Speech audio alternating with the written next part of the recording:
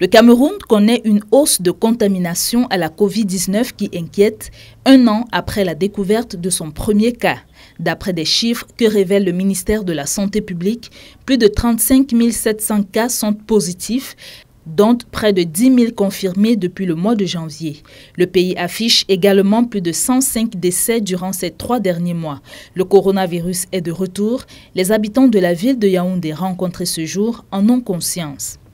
Ça fait peur, c'est vrai qu'il y a d'autres qui ne croient pas à ça, mais c'est une pandémie et ça doit faire peur aux gens. Vu déjà ce qui se passe de l'autre côté et à l'heure actuelle en Afrique, ça doit faire peur.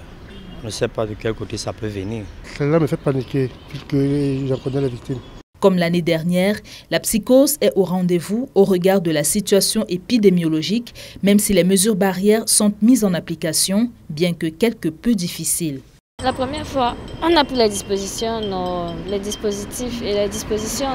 Et puis, ça a marché. Donc, je me dis que si on reprend juste les mêmes dispositifs, ça va aller. Si on suit les mêmes règles et tout, ça va aller. C'est juste le contact, le respect d'1 mètre là que je n'arrive pas encore à faire. Mais le reste, c'est bon. Parce que je suis tout le temps au milieu des personnes. Et c'est pas comme la dernière fois où les gens avaient vraiment peur aussi. Les autres personnes, j'ai l'impression que les autres personnes aussi n'ont plus peur comme avant. L'année dernière, c'est une maladie qui a frustré tout le monde. Tout le monde était mal en point. Ça a déstabilisé la vie de beaucoup, de tout le monde entier. Donc, oui, particulièrement, ça m'a beaucoup menacé, ça a beaucoup perturbé. Mais j'ai l'impression que la population est indifférente. Les mesures barrières ne sont pas toujours respectées. La remontée préoccupante du nombre de contaminés à la Covid-19 est consécutive à un relâchement observé dans le respect des gestes barrières.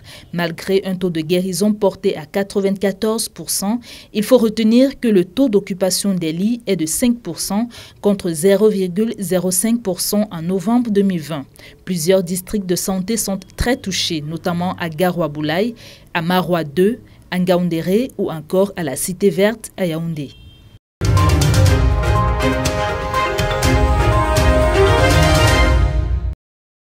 Compte tenu de l'engouement et de la réussite qui a eu lieu au mois de février, les populations ont demandé à ce que les pygmées reviennent distribuer les plantes médicinales. C'est leur contribution pour la lutte contre le coronavirus et d'autres pathologies par ces seigneurs de la forêt. En voilà un.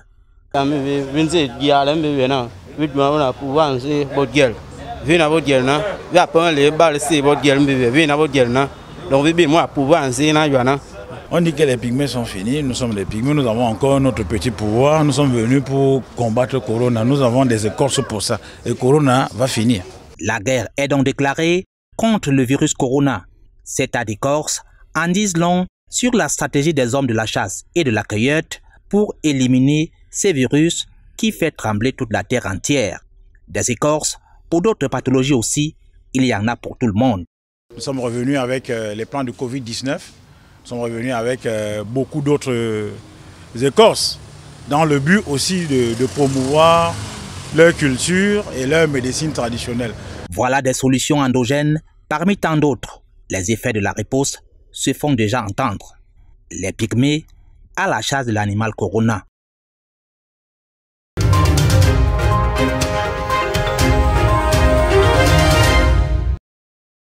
Dans le cadre du programme Mesures sociales et entreprises, le groupe MAG et Sogia Satom en charge des travaux d'aménagement de la voirie urbaine de Berthois offert récemment 250 tables bancs à certains établissements scolaires de la même ville. Une dotation inclue dans le cahier de charges de la dite entreprise. Avec le maire de la ville et le coordonnateur de la cellule locale, nous avons identifié les besoins prioritaires des populations qu'on a portés à l'emploi de l'entreprise et qui s'est donc engagé à apporter cette contribution qu'on a faite aujourd'hui à l'emploi de certaines écoles. Les bénéficiaires étaient donc ceux des lycées techniques de Mandjou et de Ngaï Kada dans l'arrondissement de Berthois 2e qui se sont repartis 200 bancs.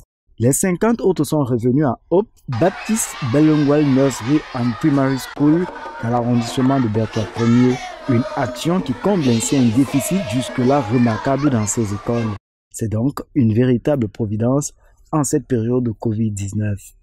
Nous sommes très heureux parce que ceci rentre en droit ligne, n'est-ce pas, de l'amélioration des conditions de vie des populations et pour ce cadre des élèves. Et avec les banques additionnelles qu'on leur donne, ça permet de respecter donc la distanciation sociale imposée par le gouvernement. Les bénéficiaires, et cela va sans dire, débordaient de gratitude. Je ne peux être que content du geste de 100 tables bancs. C'est déjà quelque chose de très important. Et nous voulons également passer bien et remercier le maître d'ouvrage qui est le maire de la ville. Parce que tout est coordonné par lui. Et de ce fait, nous lui disons merci. Ce dont vient vraiment à bon point. Nous sommes 1050 élèves. Je repartis sur 6 spécialités, couture sur mesure, électricité d'équipement, économie sociale et familiale, secrétariat bureautique, employé des services de bureau, gestion. L'exhortation porte sur la préservation des acquis.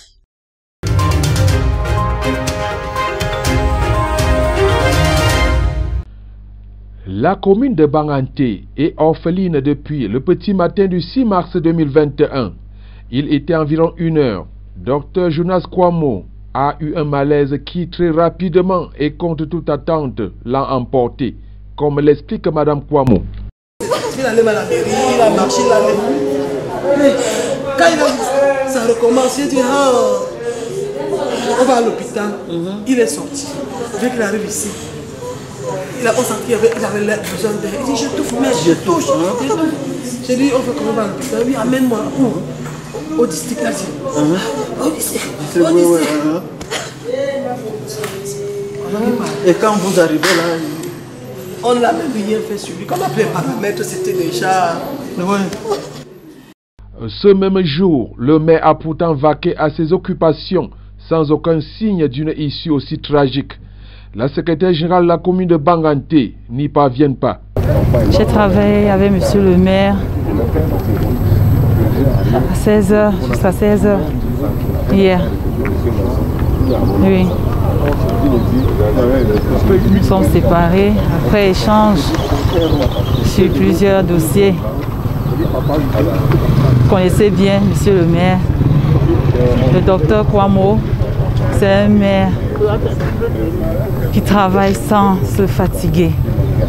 En soirée jusqu'à 23h, il a assisté à la veillée de son pasteur en sa qualité d'ancien d'église, toujours jovial avec ses boutades habituelles. Notre mois de service avec le docteur Kwamo, nous avons été ensemble déjà à la veillée du patriarche Ngouaba-Luc. Même hier, on était à la veillée du pasteur Ngouaba. Pharmacien de renom, Dr Jonas Kwamo était le modèle et formateur de plusieurs cuvées d'étudiants pharmaciens admis à l'université des montagnes de Banganté. Digne remplaçant de Madame Célestine Ketchakoutes à la tête de la mairie de Banganté, il a assuré la continuité avec maestria. Et Banganté a remporté le prix 2020 de la ville la plus propre de la région de l'Ouest. Adieu, monsieur le maire.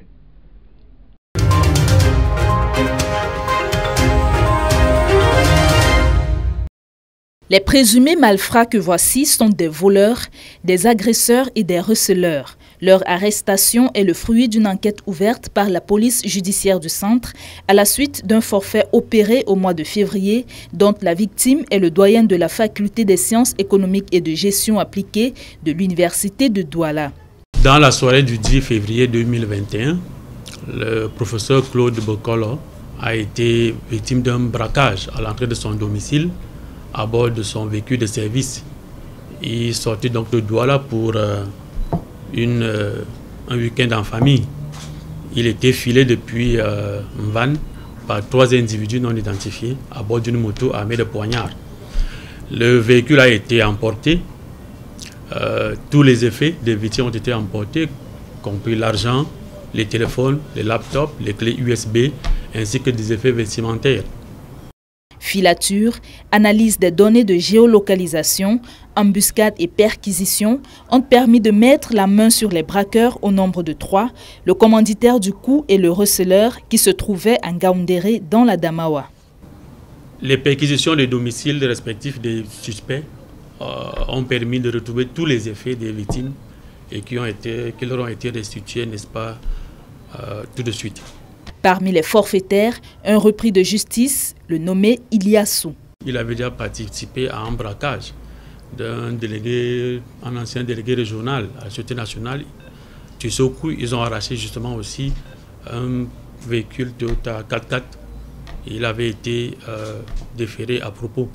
C'est le lieu pour la police judiciaire du centre de conseiller les populations de doter les véhicules d'un système GPS, question de faciliter les recherches en cas de vol. Saisir toute autre unité de police à proximité ou encore composer le 1500, numéro vert et gratuit, ouvert 24 h sur 24.